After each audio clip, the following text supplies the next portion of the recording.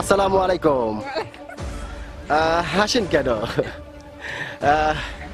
Aunty, আপনার সঙ্গে কি একটু কথা বলতে পারি? আচ্ছা বলেন। অসংখ্য ধন্যবাদ আপনাকে কথা বলার সুযোগ করে দেওয়ার জন্য। তো আন্টি, সর্বপ্রথমে জানতে চাই আপনি কেমন আছেন? আলহামদুলিল্লাহ ভালো আছি। আলহামদুলিল্লাহ যে আপনি ভালো আছেন। তো আন্টি, আপনার নামটা জানতে পারি? নামও বলা লাগবে। হ্যাঁ, বললে একটু সুবিধা হয়। কি নাম? আপনার যেটা নাম আপনি সে নাম বলবেন। হাসতেছেন কেন? এলা হাসি উঠেছে তো আমার। হ্যাঁ, আচ্ছা, আপনার নাম জানি কি বলতেছিলেন? যাবে না। জামেনা।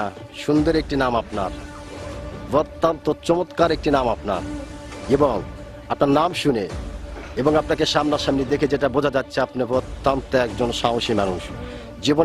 জীবন চলার পথে যত বাধাই আসুক না কেন, সবকটা বাধাকে পেরিয়ে আপনার সক্ষম আছে চলার মতো।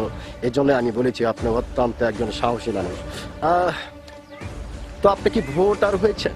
আপনার লাখটা হাঁকা লাগবে। আচ্ছা, আপনি কি ভোটার হয়েছেন? এটা আমার অভ্যাস। ভোটার হ্যাঁ। হয়েছেন? আচ্ছা, আপনি কোন দেশের ভোটার হয়েছেন? বাংলাদেশে। বাংলাদেশের ভোটার আপনি হয়েছেন। তো যেহেতু আপনি বাংলাদেশের অত্যন্ত একজন সাহসী মানুষ এবং বাংলাদেশের ভোটার, বাংলাদেশের নাগরিক, সেই ক্ষেত্রে একটি বিষয় আপনার কাছ থেকে জানতে চাই।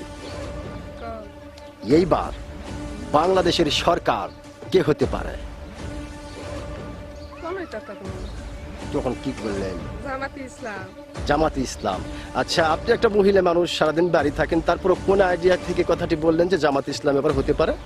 আইডিয়া থেকে জামা পানো সবাই আমি লিখে দিয়ে দেখলো, বিএনপি দিয়ে দেখলো, এবার জামাত দিয়ে দেখি।